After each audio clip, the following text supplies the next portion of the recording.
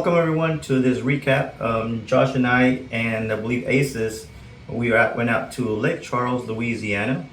We visited the LaBerge Casino, the Horseshoe, and the Golden Nugget. It's the three casinos we went out to visit because they're in close proximity to themselves.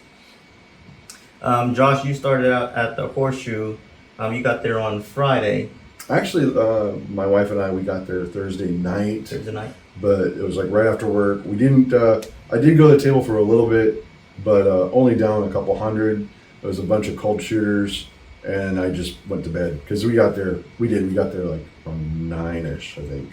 Yeah, for me, when I travel, I try not to visit the tables because of the travel, but sometimes temptation gets the best of me. It definitely did that night, and I was even trying to tell myself the tier points start tomorrow because that was one of the reasons I wanted to go there. I wanted to get some more tier points to see if I could maybe achieve that next level up. Yeah.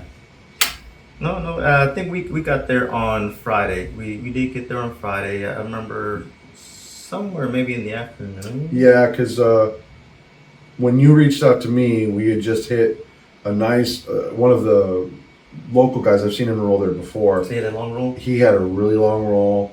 Took me out of the hole because that morning I started off rough and was down 1,000. And this young man, he took us from being down 1,000 to up 1,300. Oh, nice! Yeah. Very, very nice. Yes, especially when you can bring yourself back up to even or a profit on another shooter. That way you're not focusing on having to shoot, make your betting. It's nice. When he finished, I waited out 2 more shooters. Didn't even play the pass line. Didn't play the bonus. He did hit the bonus. I think. Yeah, I was on it for some of it. I don't remember if I was 555 or 1010 because sometimes I like to just do the smalls and talls. But either way, got a piece of that. He hit so many repeaters that I was making money on the place bets too. So when you hit us up that you were in town, we were already taking a break. Had lunch. Had made your money back. Made my money back. You didn't get indigestion because of lunch or sitting down at the table. And unfortunately, that can be a double-edged sword sometimes because when we got back to the table, I'm already on the high from the win. Yeah. So I placed some bets a little bit more than I probably would have originally, and that's how I end up having a losing weekend this weekend. Yep. It wasn't that good for myself either. I think I also bet a little bit more aggressive than I should. When I needed to bet aggressive, I did not, and when I wasn't betting aggressive is when the numbers were rolling. So it was a little bit off on there. Had every now and then decent rolls. I believe our friend Aces. We both did. Yeah, we both had some decent rolls. It wasn't enough to compensate for the overextension of the bankroll and the other cold shooters. Yep. The inconsistency of our rolls, trying to dial it in, was a little bit off on my side. It's just like, look, I wasn't consistent like I do in a practice session. Mm-hmm. It was a hit and miss, and that doesn't do well if you're betting consistently, but you're not shooting consistently. Exactly. And even for me, I really wasn't hitting a lot of my place numbers because I was doing a lot of the inside bets, and so, which is great when they're hitting, but when they're not hitting, and you're hitting an inside and then a horn, and then all of a sudden you have a couple of horns in a row, and I don't normally play the horn, which I might have to change unless I change my dice set. But it was just, I think I broke even on some of my even my longer rolls. I think I broke even. And so we did meet a couple of good people. Derek out there, we met him in Louisiana. Yep, LaBerge, the roll to win table. Yep, we met Derek on there. There's a couple of locals at LaBerge that every now and then, I don't go too often, but when I have been there, I've seen a couple of locals, and I guess they're starting to at least acknowledge my face. Now they can distinguish me with a big old white beard. So at least they were a little bit more welcome for one or two of the locals. I think Derek was out there. Our friend Aces was out there. Yeah. And we did have a situation. You want to speak up on that? The situation we had? And I did feel bad for him. He's got a light throw, which tends to die. And when you're shooting from the end, if it doesn't hit the backboard, obviously a lot of casino stickmen and the managers, they don't like that. They want you to hit that backboard to get that randomness. And he got a couple of warnings, and he got that final warning, do it again and we'll take it from you. Even though he had 2 or 3 rolls after that warning that hit the back wall, that third one, he tossed it, it hit right there in the center and died. And they go, yep, that's it. And they took it from him. We think it's because he hit him for some pretty good money. He likes to throw $25 or $50 on the high low, and he hit his hit high low twice. Yeah, right? at minimum twice. I can't count anymore. I for sure can remember two. I remember two. Yeah. So imagine just on his roll, and I didn't keep count on it, but he did hit the casino twice on a his high roll. low bet, $25, Apiece, and that adds up. Yeah, 25 each would have paid what, $750? I think it's half of that. 30 because you would have to divide. Like we calculated a single 25 on one of them would have been $750, but because the 25 was split between two of them, yeah, wouldn't that bring it down to a 15? I think it's 3 something. probably something on there. So, but he did hit him a couple times. Twice. So it was a pretty incredible roll. And then of course, but luckily when they passed the dice, it was to yours truly. I did. And you managed to finish it out. What was it that we hit? Was it the low or the high that I you hit? think we hit the small side. I think we hit one of the sides. We hit one of the sides for the bonus. Yeah, so I was right next to him. He was straight out, I believe, and I was somewhere maybe in the hook, maybe stick right 3, somewhere in there. So, in due fairness, when you visit the casinos, don't argue with the dealers. The pit boss is not going to go your way. It's their house. It's their table. Even if you're right, it's not going to go your way. It's not going to go your way. So just, you know what I do, I try to get ahead of it. I'm not trying to avoid the diamonds, but if I see a shortness, I say, look, I apologize. I'm sorry. I'm not trying to do that. And most of the time the dealers will acknowledge it. Okay, look, just don't do that, please. Some of them will say, look, I have to say this to you because it's my job and I want to lose my job. It's understandable. They're doing their job. But if you start arguing with the dealers and the pit boss is going to take the dealer's side, and those dice are going to be taken away from you. It's happened to me before. Mm-hmm. And honestly, I did not argue with them. It happened at the Roll to Win in LaBerge. Oh, okay. And I said, look, I understand you're doing your job. I'm not mad at you. I mean, you do what you have to do. They took the dice away from me. I had like maybe double-digit rolls I just didn't remember, which is okay. Just don't argue with them. It's their house. Come on. But yes, like Josh said, I happen to be right next to aces. They hand me the dice. I probably only got maybe 5, 6, 8 rolls. I really don't remember the number of counts, but we did hit one of the sides, and aces was betting 25 on ATSs. On the ATSs. So that was 30 to... No, it was 34 over there, wasn't it? I think it's 34 at the Golden Nugget. Yeah.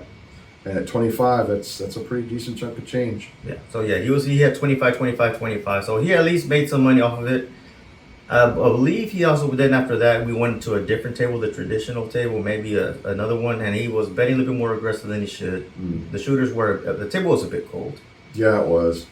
Cam, I know you're out there. I know he just joined our group to start practicing, and you had Roderick. Roderick. Yes, he's chatted with me a little bit on the Facebook. So hopefully, sometime mid-December when we are able to collaborate again.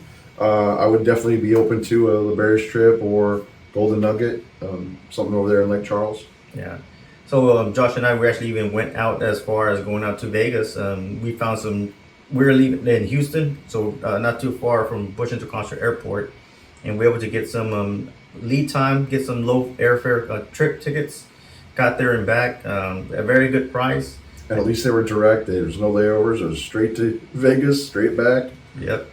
You know, the red eye back was a little brutal, but thankfully it was the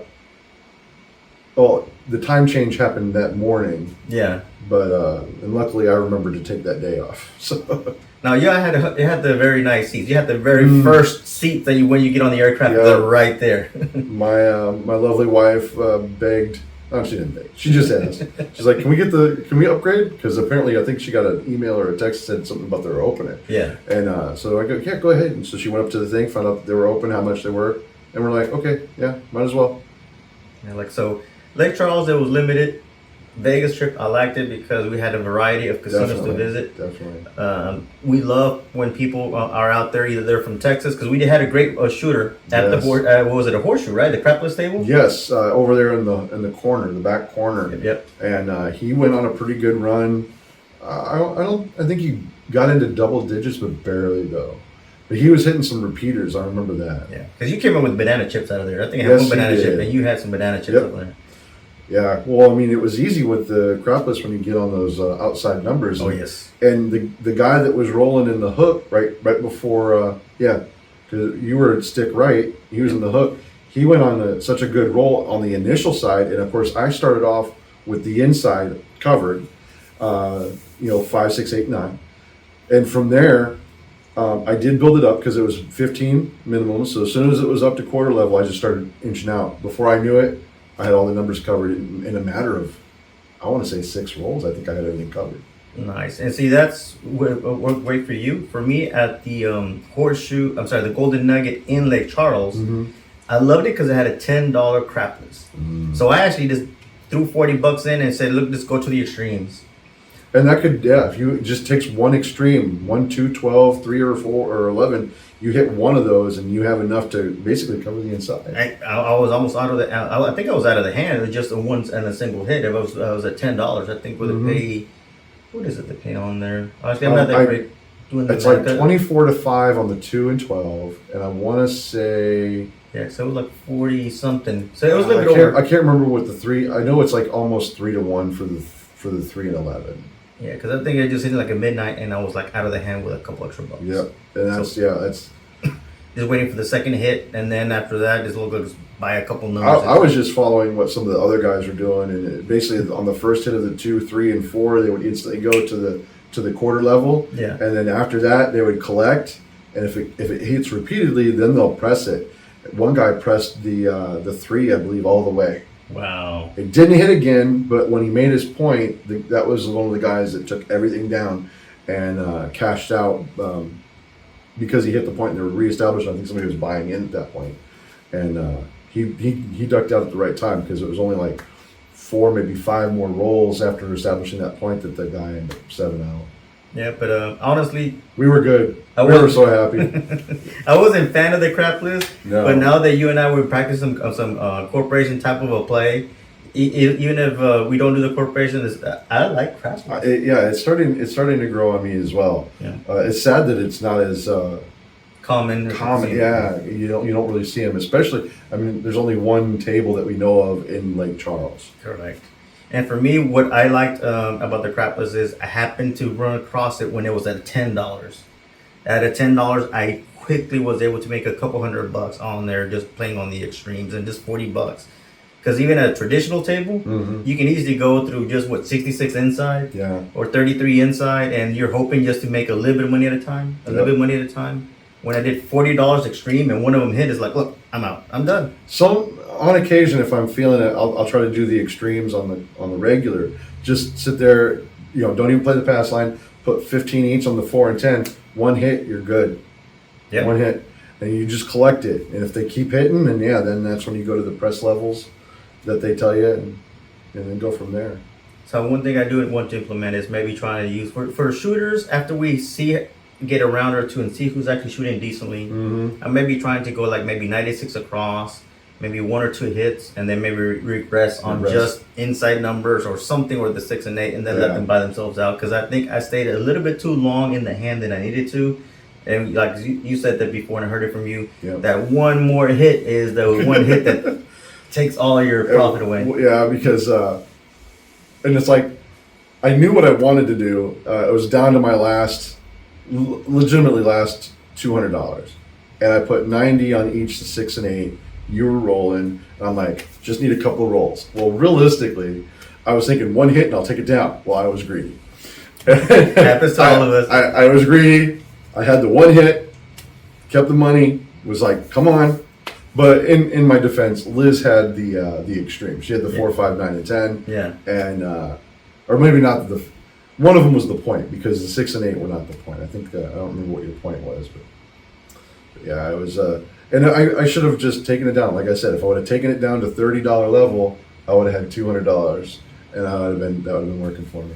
And that happened to me also. There was a gentleman they call Jimmy Neutron. He's a local at Lake Charles. Oh, okay. And he's Asian. He's got the little hair that looked just like Jimmy Neutron in the cartoons. So that's what they call him, Jimmy Neutron. And when I got to the roll to win, he was already maybe 15, 18 rolls in. Oh, wow. So I was able to get in and make some money. But then later on, I got the dice were being passed around, and one guy had a bad roll. Then his friend, who was all drunk, he was getting the dice and high five, yelling, and whack, he was just picking up and throwing them. But there was another gentleman in stick left 1 on the roll to win, and he was out there looking at me, and this guy was making numbers and making points, and we're like, it doesn't make sense. And he said, like, no, it doesn't make sense to me, but the numbers are hitting. He went into a 27-28 roll. Wow. And then the other gentleman took the dice. He didn't have a good set. Then I took the dice, and that gentleman, Jimmy Neutron, or the local to the Lake Charles, he said, pass the dice, pass the dice. I said, look, I told him, let me try once to see if I can dial it in. And then if not, next time I'll pass them to you.